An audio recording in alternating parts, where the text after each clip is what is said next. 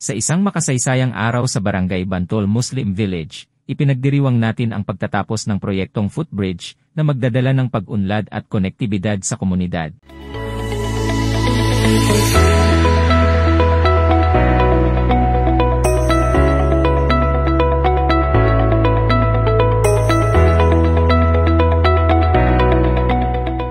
Sa simpleng pagputol ng ribbon, binibigyang simbolo ang pagbubukas ng bagong oportunidad at pagkakaisa sa pamayanan.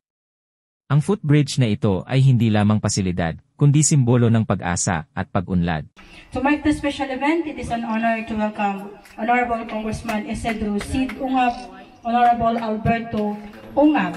Ladies and gentlemen, to blessing and inaugural ceremony of our newly constructed hanging steel bridge, which may start with the cutting of ribbon. We command 3, 2, and 1. Ready!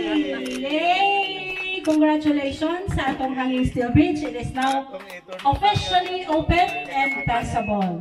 Turnover, Kapitan. Congrats, Kap. Nagbahagi rin ng mensahe sina Barangay Kapitan Edwin Fiel, Councilor Alberto Ungab at Congressman Isidro Ungab. Dayon karon giabrihan na gyud official karong adlaw og kauban nato ang ato ang guest speaker karon. Ang ato ang amigo nga mao'y mamumulong karon og kauban natong nagputol sa ribbon, usa sa mga banggiitan nga konsehal sa Davao City.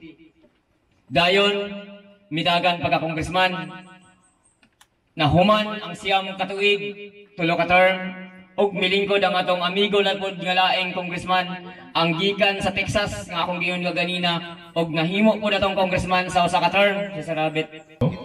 Hinaot magkamayayong ta kanunay kay taas pa kayo ang daganon sa Barangay Bantol. Dako pa kayo ang kaugmaon sa Barangay Bantol, no? May nahinay na pinatugsumpay ni sa ubang barangay pag-abot sa panahon, no? So, hinaot nga magkamayayong kanunay, managhiyo sa kanunay para sa atong barangay, para po sa katawhan sa barangay dito. Maayong buntag na salamat sa kanila. Maayong buntag. O congratulations, Kapitan Edwin Fiel, akong higala. Karaanan ako ng supporter. Nanto pa ni, sa di pa ni Kapitan, konsihal, kuyog na gyud mi ini, no? Kay kalimtan na nato atong politika. Atong kauban ang akong manghod nga konsihal Abet Ungab na diri.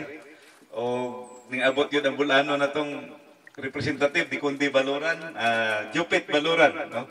Ikagawad mahinay murag taga Albuquerque man pud siguro, no? Salamat kay ani akitang tanan nagkuyog para inuguruhan kaning proyekto ha.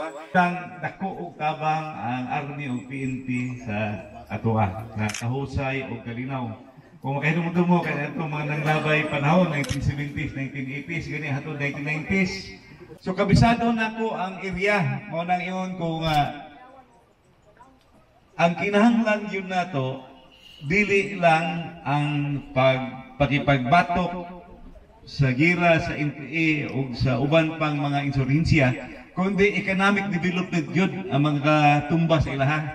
Sa bawat pagtawid sa footbridge na ito, naway maging simbolo ito ng pagkakaisa at pagtutulungan sa ating komunidad. Patuloy nating pangalagaan at gamitin ng maayos ang pasilidad na ito upang mapanatili natin ang kaayusan at kaunlaran sa ating barangay.